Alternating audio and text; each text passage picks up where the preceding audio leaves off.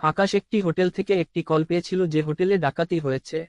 আকাশ হোটেলে পৌঁছায় এবং বাইরে প্রচুর বরফ দেখতে পেলেন। তারপর তিনি হোটেলে প্রবেশ করলেন। আকাশ তিনজনকে সন্দেহ করেছিলেন এবং তাদের জিজ্ঞাসাবাদ করেছিলেন।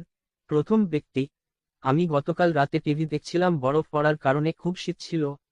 আমি কিছু সময়ের মধ্যে ঘুমিয়ে পড়েছিলাম।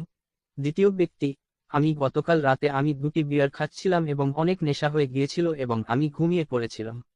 তৃতীয় ব্যক্তি: আমি গতরাতে হোটেলে ছিলাম না, আমি 30 মিনিট আগে ফিরে এসেছি। এই তিনজনের মধ্যে একজন মিথ্যে বলছে। আপনি কি বলতে পারেন কে মিথ্যে বলছেন?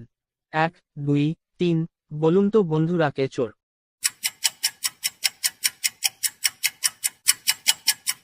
উত্তরটি হবে তৃতীয় ব্যক্তিটি, কারণ তৃতীয় ব্যক্তিটি বলেছিলেন যে তিনি 30 মিনিট আগে হোটেলে প্রবেশ করেছিল, কিন্তু আকাশ যখন হোটেলে এসেছিল তখন তার আগে কোন পদচিহ্ন ছিল না।